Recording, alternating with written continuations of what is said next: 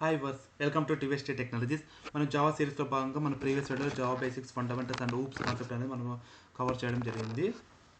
Okay, మీరు కనుక ఆ వీడియోస్ మిస్ అయినట్లయితే నేను లింక్ అనేది డిస్క్రిప్షన్లో ఇవ్వడం జరుగుతుంది. ఆ లింక్ ద్వారా వెళ్ళి మీరు ఆ వీడియోస్ అనేది చూడవచ్చు.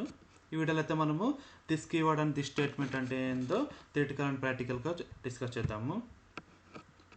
Okay, first of all this keyword అంటే ఏంటంటే this keyword is used to initialize the values when if global and local variables are same then we using this keyword to differentiate them. అంటే మనకి sometimes global and local variables same name ఉంటాయి.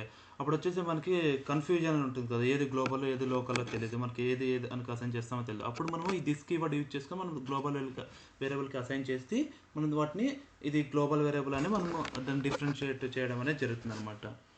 Okay, next వచ్చేసి this keyword అనేది మన మెథడ్స్లో కూడా మనం declare చేయొచ్చు, but this statement అనేది మనం మెథడ్స్లో యూజ్ చేయమన్నమాట. ఓకే, ఎర్రర్ చూపిస్తుంది. నెక్స్ట్ వచ్చి దిస్ స్టేట్మెంట్ అంటే ఏంటంటే this statement is used to call one constructor from another constructor. Okay, suppose మనకి మల్టిపుల్ కన్స్ట్రక్టర్స్ ఉంటాయి, మనము ఒక కన్స్ట్రక్టర్లో ఇంకో కన్స్ట్రక్టర్ మనం కాల్ చేయాలనుకుంటే అప్పుడు ఈ దిస్ స్టేట్మెంట్ అనేది యూజ్ చేస్తాం. అది కూడా ఎక్కడ అంటే మనం ఆ కన్స్ట్రక్టర్ బాడీలో ఫస్ట్ లైన్లోనే మనం ఇది రాయాల్సి ఉంటుంది అనమాట. ఇన్ కేస్ వేరే లైన్లో రాస్తే కనుక మనకి ఎర్రర్ అనేది చూస్తుంది. దాన్ని మనం ఇక్కడ ప్రాక్టికల్గా చేసి చూద్దాము. ఓకే, ఇక్కడ ఫర్ ఎగ్జాంపుల్ చూడండి, ఇది గ్లోబల్ వేరియబుల్ ఇది. ఓకే, ఇది ఇంట్ ఐ అని ఉంది. ఇక్కడ లోకల్ వేరియబుల్ ఇది కానీ ఇంట్ ఐ అని ఉంది. ఇప్పుడు నేను ఏం చేయాలనుకున్నానంటే ఈక్వల్ టు ఐ అని ఇస్తున్నాను. అంటే గ్లోబల్ వేరియబుల్కి ఈ లోకల్ వేరియబుల్ని అసైన్ చేయాలనుకుంటున్నా. బట్ ఇక్కడ మనకి గ్లోబల్ ఏదో లోకల్ ఏదో తెలీదు. సో మనకి కన్ఫ్యూజ్ అనేది ఉంటుంది కదా, సో దాన్ని అవాయిడ్ చేయడానికి ఈ దిస్ కీవర్డ్ అనేది వచ్చింది అనమాట. ఇప్పుడు ఇక్కడ నేను దిస్ అని యూజ్ చేశాను అనుకోండి, ఇక్కడ చూసారా మనకి కలర్ కూడా చేంజ్ అయింది. ఇప్పుడు చూడండి, ఇక్కడ ఈ గ్లోబల్ వేరియబుల్ వచ్చేసి బ్లూ కలర్ ఉంది కదా ఐ అనేది. సో ఇక్కడ కూడా దిస్ అని యూజ్ చేయడం వల్ల ఇది కూడా ఐ అనేది గ్లోబల్ వేరియబుల్లోకి మారడం జరిగింది, అంటే బ్లూ కలర్లో చూస్తాం కదా. ఓకే, ఇప్పుడు జేవిఎం కూడా ఈజీగా అండర్స్టాండ్ చేసుకొని మనకు కావాల్సిన రిజల్ట్ అనేది ప్రింట్ చేయడం జరుగుతుంది అనమాట. సపోజ్ నేను ఇప్పుడు ఈ కన్స్ట్రక్టర్ని ఇక్కడ కాల్ చేస్తాను. ఇప్పుడు వచ్చేసి నేను 10 అని ఇస్తున్నాను. ఇప్పుడు ఏం చేస్తున్నట్టు ఈ 10 వెళ్ళి ఈ లోకల్ వేరియబుల్లో స్టోర్ అయ్యి నెక్స్ట్ వచ్చేసి దాన్ని ఇక్కడ ఈ గ్లోబల్ వేరియబుల్లోకి స్టోర్ చేయడం జరుగుతుంది. ఆ వాల్యూ అనేది ఇక్కడ నేను ప్రింట్ చేయడం జరుగుతుంది. ఓకే, సరే ఇక్కడ 10 అనే వాల్యూ ప్రింట్ అయింది. ఇది మనకి దిస్ కీవర్డ్ అనమాట. నెక్స్ట్ వచ్చేసి దిస్ స్టేట్మెంట్ అంటే ఏంటో చూద్దాము. ఓకే, దిస్ స్టేట్మెంట్ అంటే ఏం చెప్పాను, మనం ఏమైనా మల్టిపుల్ కన్స్ట్రక్టర్స్ ఉన్నప్పుడు మనం దిస్ స్టేట్మెంట్ యూజ్ చేసుకొని ఒక కన్స్ట్రక్టర్ నుంచి ఇంకో కన్స్ట్రక్టర్ మనం కాల్ చేయడం జరుగుతుంది కదా.